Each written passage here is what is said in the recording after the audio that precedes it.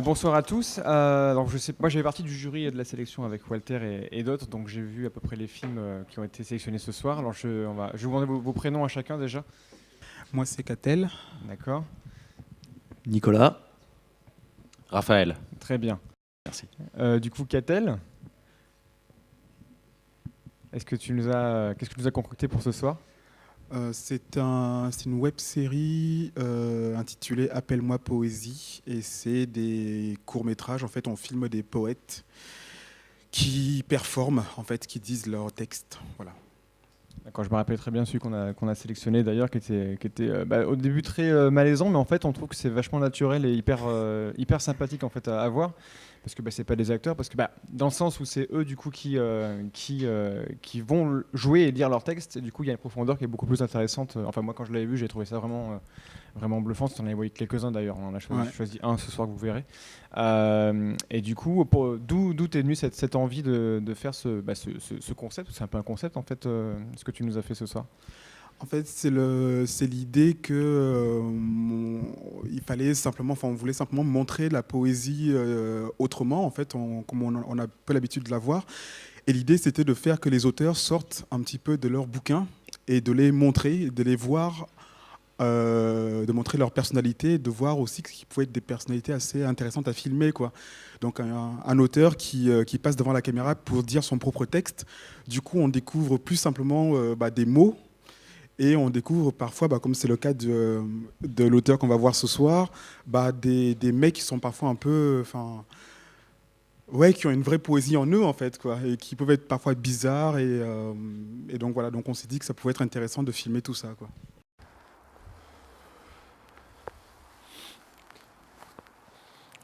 Je vais pas rester en fait. J'avais pas prévu. Je suis venu un peu. Non, c'est pas exactement ça. C'est je sais plus qui m'avait parlé de. Il m'en avait parlé, ça m'a fait venir. Mais en fait, je suis passé en coup de vent. Je vais peut-être rester encore un peu, mais pas au-delà. De toute façon, je vois pas ce que je pourrais apporter de plus à ce qui a. Je dis pas ça pour me. Mais je vois pas en quoi. Je me demande si ma présence. Bien qu'en même temps, j'ai compris et je sais pourquoi on est là. En connaissance de cause des raisons qui nous poussent. La preuve, c'est que j'ai quand même fait la démarche de venir. Mais en même temps, on peut pas être partout et chacun doit savoir où il est. Pour dire la vérité, j'ai pas mal de choses en ce moment. On m'attend. Au moment où je vous parle, je crois qu'on compte sur moi, donc dans pas longtemps, je vais partir. Et tu as fait ça avec combien de poètes différents, d'artistes différents? Là, on a fait 2 saisons. Donc chaque saison, on filme, on fait 20 vidéos par saison. Donc on a fait 2 saisons complètes, donc plus de 40 vidéos.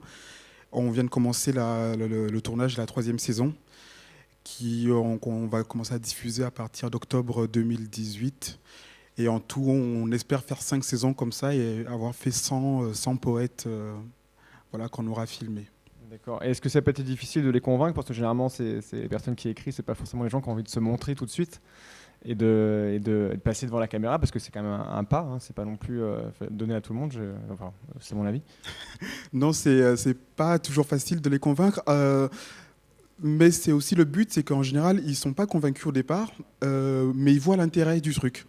Et donc, c'est notre rôle, justement, c'est souvent de les rassurer, de les mettre un petit peu en confiance, parce que c'est un exercice qui, finalement, finit par les amuser.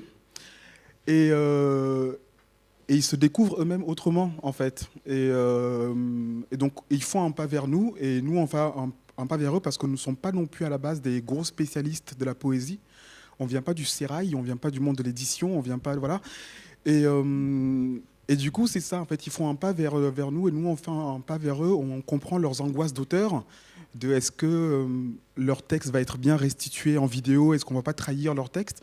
Et eux, ils comprennent aussi le travail vidéo et pourquoi, effectivement, ça passe bien à l'image, ça passe beaucoup moins bien à l'image, etc., etc. Donc, c'est assez cool, cette collaboration, quoi.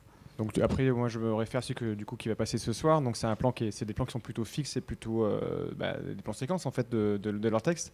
Est-ce que tu leur as donné un droit de regard à la fin sur le montage? Est-ce que tu leur as demandé conseil ou tu as vraiment resté dans ta vision?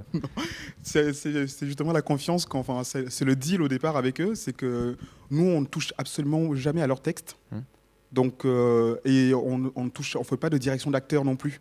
On leur dit d'être comme ils sont. Et le deal, c'est que eux, ils fassent confiance à notre réal.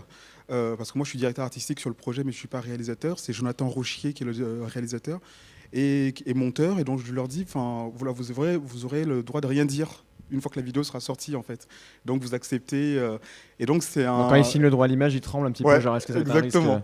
est-ce que ça va être la fin du. Mais sur les 40 vidéos qu'on a diffusées pour l'instant, c'est arrivé 2 fois que des auteurs. Sont partis ailleurs. Ils sont pas partis, mais voilà, ils ont eu un peu. Voilà. Ouais. Mais ça va, 2 personnes sur 40, ça va. Ça fait partie du jeu, c'est pareil fait pour des partie du fictions, de jeu. toute façon, pour des films où il y a des gens qui ont plus envie de se voir après que le film a été diffusé. Sinon, le réel n'a plus de liberté créatrice, C'est ça. donc voilà, c'est. D'accord. Et du coup, au niveau des décors, donc chaque décor est totalement différent. Est-ce que vous vous inspirez du texte qui a été écrit par la personne même, ou est-ce que vous essayez de faire, je sais pas, un décor complètement ambivalent par rapport à ce que peut ressortir le texte? Ça peut être intéressant aussi d'avoir des décors qui ne correspondent pas du tout à ce qu'il va dire, les mettre dans une position peut-être d'insécurité par rapport à la vision globale du projet, je sais pas. Comment vous avez choisi vos décors en fait? En fait, justement, l'auteur qu'on va voir ce soir, qui s'appelle Didier Delahaye, qui est de Bordeaux, on a tourné sa vidéo qui dure 2 minutes et quelques dans les Landes, et donc dans une forêt de pins. Et ça n'a rien à voir avec son texte, absolument rien à voir, parce que c'est un texte d'un mec qui se parle tout seul, en fait, et qui est un peu paumé dans la vie. Et du coup, ce qui était rigolo, c'est de pouvoir effectivement le plonger dans un décor où il est dépassé partout. Ouais. Donc, vous voyez les grandes forêts de pins dans les On Landes. voit un petit peu Voilà, c'est ça. Et du coup, ouais, j'avais pas vu. et l'idée, c'est qu'en fait, le décor ne colle jamais ou quasiment jamais D'accord. avec le texte. Okay. Et il est simplement là pour avoir une sorte d'esthétique, voilà, narrative, mais complètement détaché de ce que dit le texte, en fait. On ne cherche jamais à illustrer le texte, bien au contraire. Simplement plonger un auteur qui n'a pas l'habitude d'être devant la caméra dans un décor et des éléments qui le dépassent un peu. Très bien, on a hâte de voir ça, alors on doit en tout cas vous le faire découvrir. On va passer au 3e réalisateur.